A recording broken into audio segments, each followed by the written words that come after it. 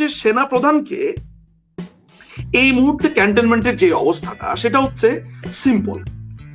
America ইউনুসকে দিয়ে একটা ঘটনা তাকে এখানে এনেছে যে তুমি আমাকে এটা প্যাকেজ, তুমি এগুলা করে দিয়ে তুমি এতে ভাগবা, শেষ।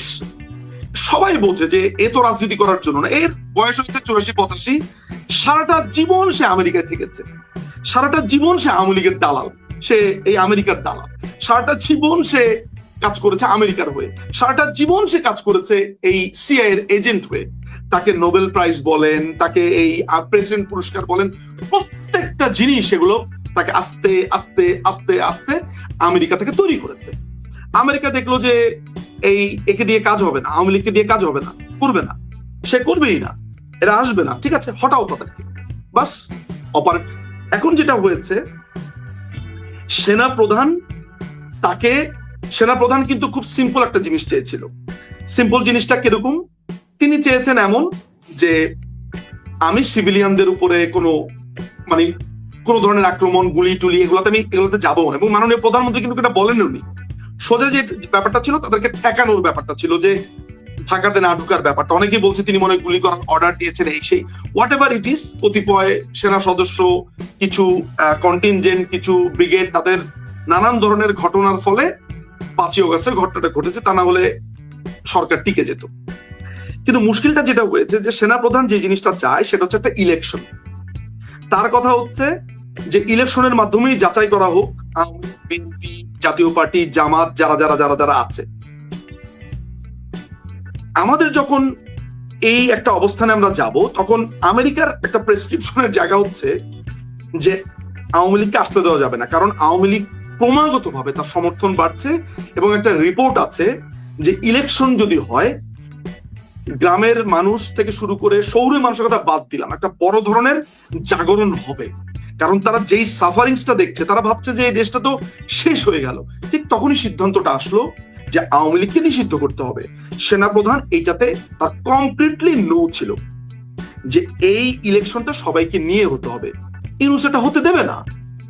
তারপরে শাহাবুদ্দিন চুপ্পু সাহেবকে সরিয়ে দেওয়া হবে, সেটা সেনাপ্রধান মানবেন না। তার কথা হচ্ছে কেন সরবেন?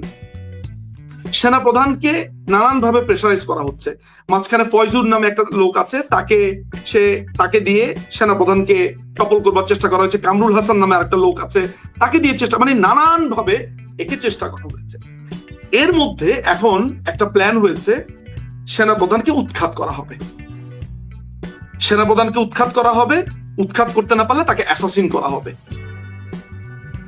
আমাকে পরিষ্কার ভাবে আমার সোর্স গুলো এটা জানিয়েছে। তো আজকে আপনারা যে মিটিং দেখলেন, যা দেখলেন, এগুলো ভুলে যান। এখন দেখার বিষয় হচ্ছে আমেরিকা চেষ্টা করছে সেনাপ্রধান এবং ইউনূস এদের দুয়ের ভেতরে একটা মিউচুয়াল করে দিয়ে, ওদের তো টার্গেট হচ্ছে করিডোর, ওদের তো টার্গেট হচ্ছে চায়না, মায়ানমার এবং ভারতকে একটা অস্থিতিশীল জায়গাতে রাখা। ওর মধ্যে পাকিস্তান জায়গা করে নিয়েছে। পাকিস্তান যেহেতু আমেরিকা এখানে অপারেট করলেও কাজটা করিয়েছে একটা বড় ভাবে ছিল আইএসআই দিয়ে, আইএসআই এজেন্টদেরকে দিয়ে। সুতরাং এত লম্বা কাহিনী আমি 40-50 মিনিট আমার পক্ষে বলাটা বা গুছিয়ে বলাটা কঠিন। ফলে আপনাদের জন্য সামারি হচ্ছে যে সেনাপ্রধানকে অনেকটা বাধ্য করে ফেলছে যে একটা অ্যাকশনে যাওয়ার জন্য, কারণ এই দেশটা তো আলটিমেটলি বিক্রি করে দিচ্ছে। সেনাপ্রধান এখান থেকে সরানোর মানেই হচ্ছে টপ আপনার কিছু সিদ্ধান্ত নেবে, আপনি কিচ্ছু করতে পারবেন না। কালকে আপনি দেখেছেন যে প্রেস সচিব কি ঔদ্ধত্য নিয়ে বলছে আমাদের সবকিছু করার ম্যান্ডেট আছে। ও আপনাকে কেয়ার করছে, ও আপনাকে গুনছে 2 পয়সা দিয়ে? নো, ওর কথা হচ্ছে আমি যা ইচ্ছা তাই করবো। আস্ত দালাল। তো যেই ছেলেটি কোটার জন্য রাস্তায় নেমেছিল, সে যদি আজকে 5টা মিনিটের জন্য ভাবে তাই তো আমি তো কোটার জন্য এসেছিলাম, তাহলে আজকে আমার দেশের করিডোরটা কেন, আমার দেশের ডিপসিটা কেন দিয়ে দেওয়া হলো, আমার দেশের বন্দরটা কেন দিয়ে দেওয়া হলো, আওয়ামী লীগকে নিষিদ্ধ করা হলো কেন, একজন প্রকাশককে, একজন চলচ্চিত্র অভিনেত্রী, তাকে কেন গ্রেফতার করা হচ্ছে? ওর মাথা তো এই জিনিসগুলো ঘুরছে। আওয়ামী লীগের প্রতি ক্ষোভকে তারা এত চমৎকার ভাবে ক্যাশ করেছে যে অনেকেই হিতাহিত জ্ঞান শূন্য হয়েছে। সুতরাং যারা তরুণ, যারা আজকে এই প্রোগ্রামটা আপনারা বা তোমরা দেখলে, আমাকে ভালোবাসার দরকার নাই তো, আওয়ামী লীগকে ভালোবাসার দরকার নাই, দেশটাকে ভালোবাসো। যখন একজন আচ্ছা। মুক্তিযোদ্ধাকে অপমান করা হচ্ছে সেই জায়গায় প্রতিবাদ করো, বঙ্গবন্ধুকে যখন অপমান করা হচ্ছে সেই জায়গায় প্রতিবাদ করো। তুমি যে সুস্থ মানুষটা আছে, তুমি কি ম্যান্ডেট দিয়েছিলে 32 ভাঙার? তুমি একটু আজকে রিমাইন্ড করে দেখো তো 32 ভাঙার সময় কারা ছিল? এই ইনকালাব মঞ্চ কারা, জামাতিরা কারা, এই ক্যাম্প থেকে আসা কারা? তুমি যেই ছেলেটি একটা ভদ্র ফ্যামিলি থেকে এসেছো, তুমি কি গিয়েছিলে 32 নম্বরের ওই রাতে? নিজেকে প্রশ্ন করো। আচ্ছা নিজম ভাই, আমি আপনাকে আরেকটা কথা বলি। জনগণ একটা সূত্র মিলাতে চায়, সেটা হচ্ছে আমেরিকান যে সোলজাররা এসছে বা 3-4 জন অ্যাটাচের সাথে কথা হলো, সেনা প্রধানের কথা, দরবার আজকে হয়নি, প্রধান উপদেষ্টার নিরাপত্তা উপদেষ্টার সাথে কথা, সে আমার সামরিক বাহিনীর ঊর্ধ্বতন কর্মকর্তাদের সাথে কথা। এই বিষয়টা একটু যদি মিলিয়ে দেন যে কেন কি হতে যাচ্ছে আগামীকাল, সে দরবার হবে কিনা, এই 3-4 মিনিট একটু সংক্ষেপে যদি সুন্দর করে বলেন। দেখেন, এটা একটা রেগুলার দরবার। সেনাবাহিনীর একটা ব্যাপার আমি আপনাকে বলতে পারি, সেটা হচ্ছে যে সেনাবাহিনীর most of the lieutenant general বা generals, 2 star, 1 star, 2 star, 3 star, প্রত্যেকে মোস্ট অফ দ্য জেনারেলস সেনা প্রধানের সাথে আছে একদম, এবং খুবই ডিটারমাইন্ড। ওই জায়গাতে তো আওয়ামী পন্থী, বিএনপি পন্থী অনেকেই আছে, সেসব নিয়ে আলোচনাতে যাচ্ছি না। এন্ড অফ দ্য ডেতে ওগুলো ছাপিয়ে তাদের কাছে যে জিনিসটা আসছে সেটা হচ্ছে যে সেনাবাহিনীকে যেইভাবে রাস্তার মধ্যে রেখে অপমান করা হচ্ছে, এটা তো সে ডিজার্ভ করে না। সে আওয়ামী পন্থী হতে পারে, বিএনপি পন্থী হতে পারে, এন্ড অফ দ্য ডেতে এটা তার পোশাক। এই জলপাই কালার বা এই ক্যামোফ্ল্যাশ পোশাকটা কিন্তু তার অনেক বড় একটা ভালোবাসার জায়গা। গতকালকে আমি এক গুরুত্বপূর্ণ ব্যক্তির সাথে কথা বলছিলাম, তিনি বলছেন যে দেখো, it's nothing to do with Awami League বা বিএনপি, এটা আমার পোশাকের অপমান। আরে আমাকে রাস্তাঘাটে অপমান করছে, আমি দেশের সার্বভৌমত্ব রক্ষা করার জন্য শপথ নিয়েছিলাম, এখন বলছে যে খলিলুর রহমান নামে একটা লোককে নিয়ে এসেছে, যে লোকটা একটা মার্ডার কেসের আসামি। আপনি একটু চিন্তা করে দেখেন তো, এই লোকটার নাম হচ্ছে রজার রহমান, সে আমেরিকা থেকে রজার রহমান হিসেবে পাসপোর্ট করেছে, বাংলাদেশে এসেছে আরেকটা পাসপোর্ট করেছে খলিলুর রহমান, 2 নামে সে চলছে। সেনাবাহিনীর মধ্যে আপনি যে ঐক্য দেখতে পাচ্ছেন বা যে কথা আপনি শুনেছেন, সেটা হচ্ছে কি আমাদের বন্দর রক্ষা, করিডোর যত আমরা না দিই, অর্থাৎ দেশের স্বার্থে সেনাবাহিনীর মধ্যে ইউনিটি আছে, এই কথাই বুঝাতে চাচ্ছেন? সেনাবাহিনীর ভিতরে ইউনিটি আছে। এখন দেখেন, ওয়াকারুজ্জামান সাহেবকে আমি খুবই ফ্লিমজি মনে করি। ফ্লিমজিটা হচ্ছে কেমন, ধরেন একটা টোকা মারলে পড়ে যায় টাইপের, এটা আমি মনে করি।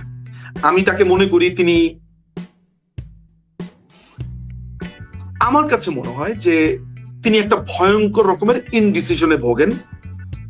আমি মনে করি যে তিনি খুব বেশি সাহসী তার জায়গাতে হওয়ার উচিত, সেটা তিনি নন। খুবই কম্প্রোমাইজিং ক্যারেক্টার, খুবই।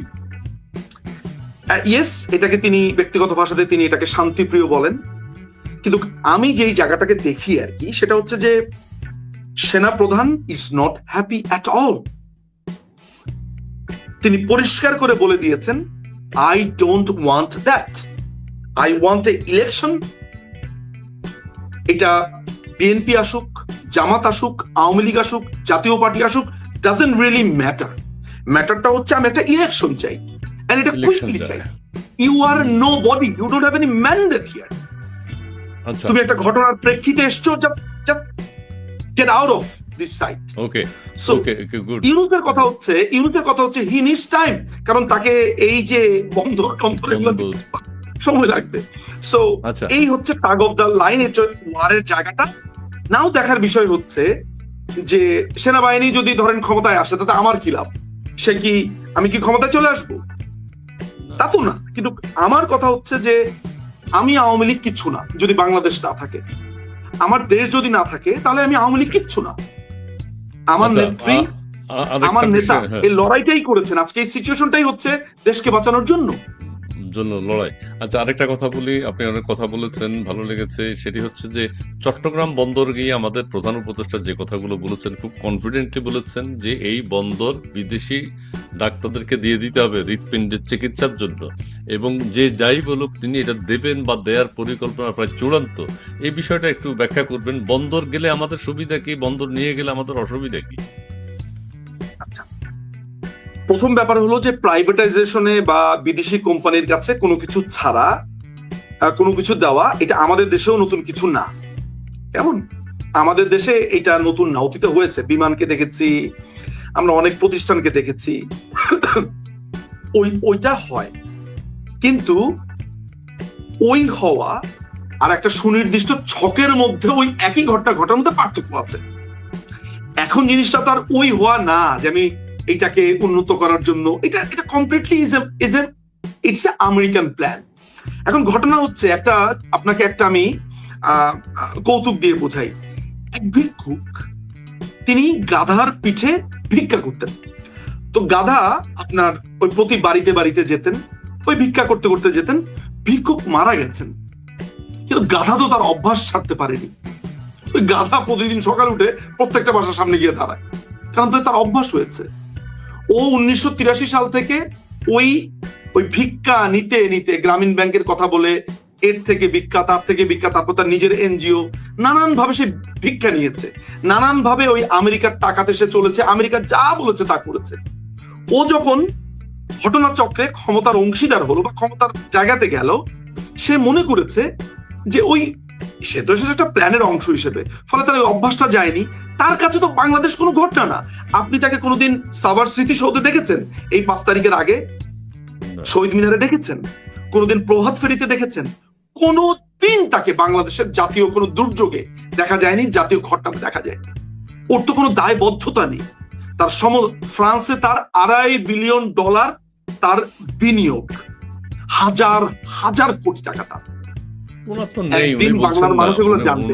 এখন কথা হচ্ছে যে এই বন্দরটা দিয়ে দিতে চাচ্ছে, সে বলছে যে এটা একটা হৃৎপিণ্ড, এটাকে যদি আমি বিদেশি কোম্পানির কাছে দিয়ে দেই, এটার জন্য টেন্ডার কোথায়?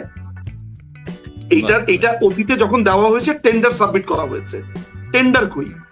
এটার জন্য আমরা কি কোটেশন, আমাদের যারা এটাকে করবে তারা কেন শ্রেষ্ঠ, এটা বাংলাদেশের মানুষ কিভাবে জানবে? এটার জন্য কোনো ওপেন প্ল্যাটফর্মে ঘোষণা দেওয়া হয়েছে? এই ডিপি ওয়ার্ল্ড কারা, তারা কিভাবে আমাদেরকে সার্ভিস দিবে, তারা যে আমাদের লোকাল লোকদেরকে এমপ্লয় করবে, কিভাবে এমপ্লয় করবে, তাদেরকে ট্রেনিং কিভাবে দেবে, ট্রেনিং দেওয়ার পদ্ধতি কি, তারা আমাদের কন্টেনারকে কিভাবে ডিল করবে, তারা আমাদের দেশকে লভ্যাংশ কত দেবে, কত নিবে, তাদের সাথে কি ডিল হয়েছে, তারা আমাদের এটার ম্যানেজমেন্ট পরিকল্পনাটা কি, এটা কাকে জানিয়েছে, এটা কোন বিডের মাধ্যমে হয়েছে? তার থেকেও তো ভালো আছে পৃথিবীতে। না, ডিপি ওয়ার্ল্ডের থেকে তো পৃথিবীতে আরো ভালো আছে। তার কোটেশন কি? বাংলাদেশের কোন কর্পোরেশন বা প্রাইভেট প্রতিষ্ঠানের কি ওরকম সক্ষমতা আছে সেটা কি আমরা জানি? বা এখানে কারা রিক্রুটেড হবে, কত টাকা বিনিয়োগ হবে, কিভাবে হবে, আমি কিচ্ছু জানি না। আরে ভাই, এটা তো আমার দেশের সম্পদ। আমাকে, ঠিক আছে আপনি ডিপি ওয়ার্ল্ডকে দেন, কিন্তু আমাকে তো জানতে হবে, আমাকে এও জানতে হবে আপনি করিডোর কেন দেবেন, কি কারণে দেবেন, মানবিক সাহায্য, এই মানবিক সাহায্য আপনি কেন দেবেন, কি মানবিক সাহায্য দেবেন, কেন মানবিক সাহায্য প্রয়োজন, আরাকান আর্মির সাথে আপনার কেন সম্পর্ক, মিয়ানমারের সাথে জান্তার সাথে কথা বলেছেন কিনা, তারপরে স্টেক হোল্ডারদের সাথে কথা বলেছেন কিনা। সো কোন ধরনের অ্যাকাউন্টেবিলিটি নেই। আমি বারবার ধরে নিচ্ছি আমরা খারাপ, কিন্তু ভাই দেশে তো সাধারণ মানুষ আছে, ওদেরকে জিজ্ঞেস করেন। আমি না হয় খুবই খারাপ, আমার সাথে কথা বলার দরকার নেই। ওকে।